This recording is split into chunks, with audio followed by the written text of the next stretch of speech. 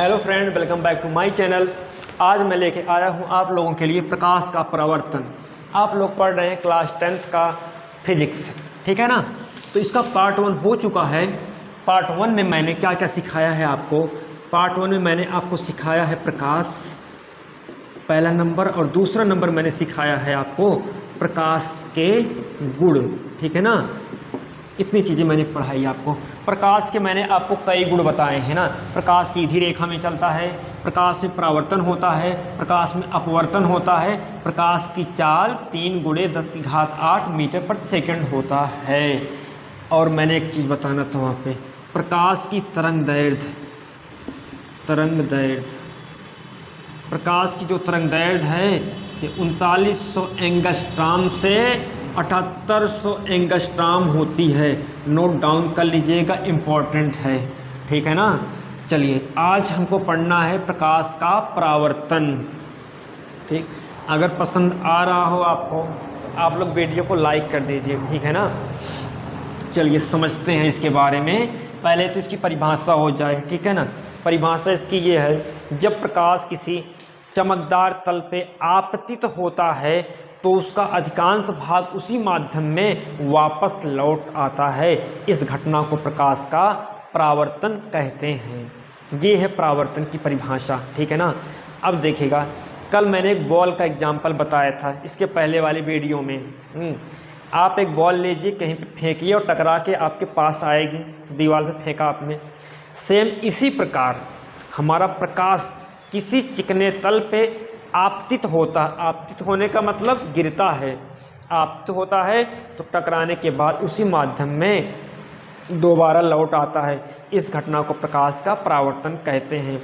चलिए परिभाषा लिख लीजिए साथ में मेरे। तो इसका ये हेडिंग है और इसकी परिभाषा मैं लिख रहा हूँ। जब प्रकाश किसी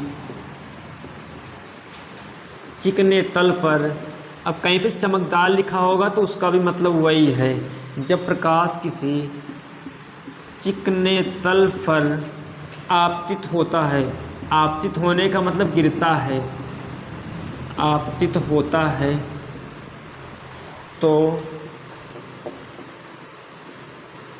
उसका अधिकांश भाग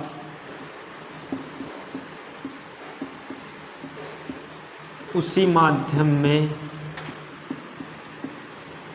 वापस लौट आता है। इस घटना को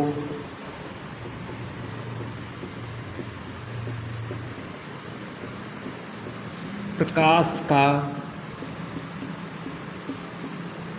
परावर्तन कहते हैं। इस घटना को प्रकाश का परावर्तन कहते हैं, ठीक है ना।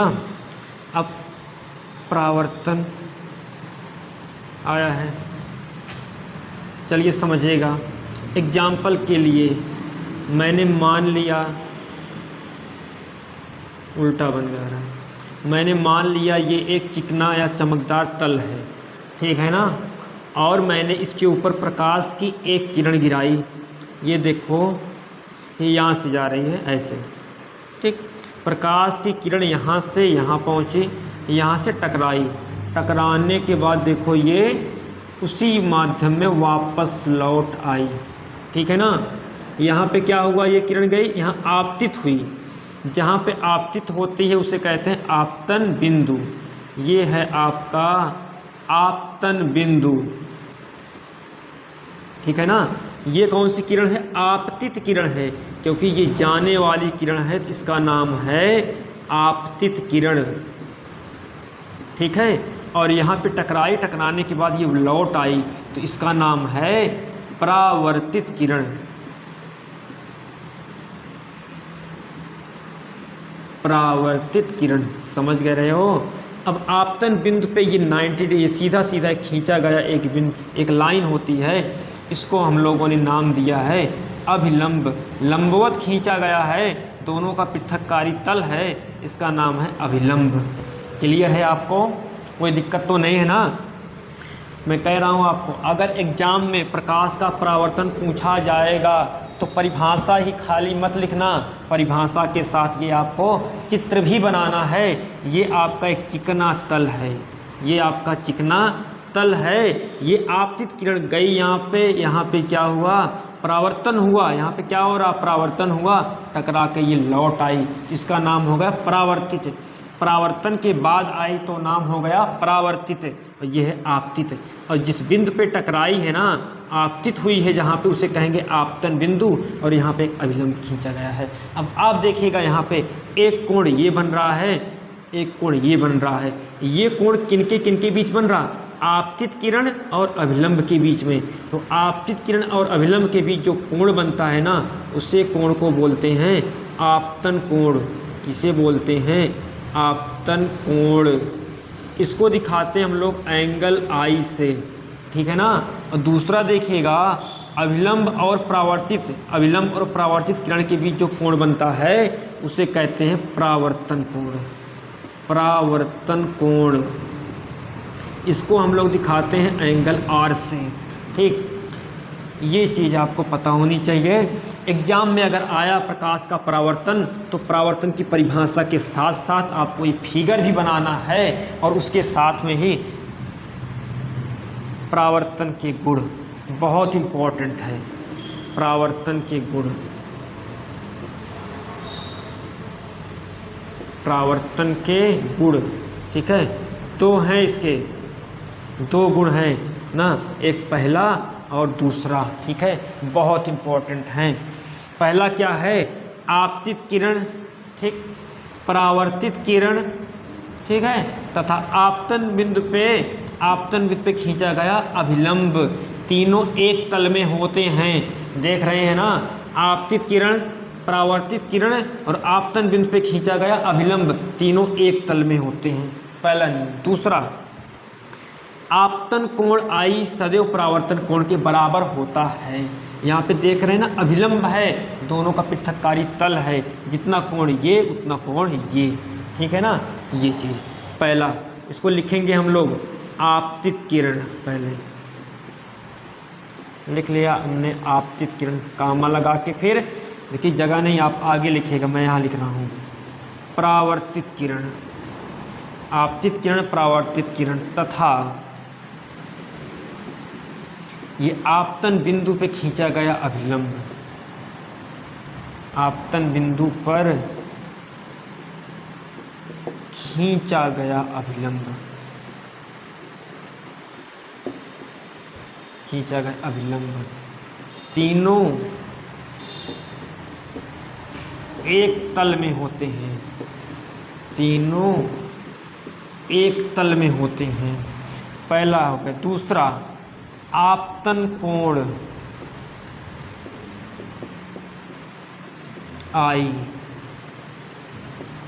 सदैव परावर्तन कोण आर के बराबर होता है।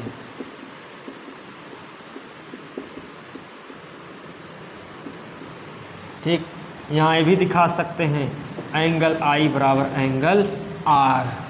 समझ में आ रहा है ना सबको, बहुत अच्छा, ठीक है। फिर से समझा दे रहे हैं, प्रकाश का परावर्तन, जब प्रकाश किसी चिकने तल पे आपतित होता है तो उसका अधिकांश भाग, पूरा नहीं, अधिकांश भाग, अधिकतम भाग उसी माध्यम में वापस लौट आता है।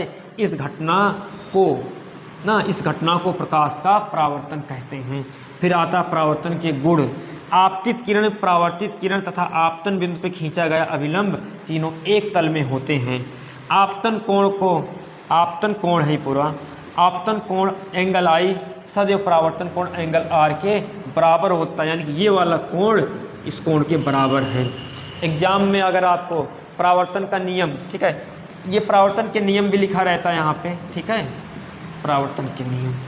एग्जाम में चाहे परावर्तन का नियम पूछा जाए, परावर्तन पूछा जाए, तो आप पूरा लिख दीजिएगा, ठीक है, एग्जामिनर आपको नंबर पूरा देगा।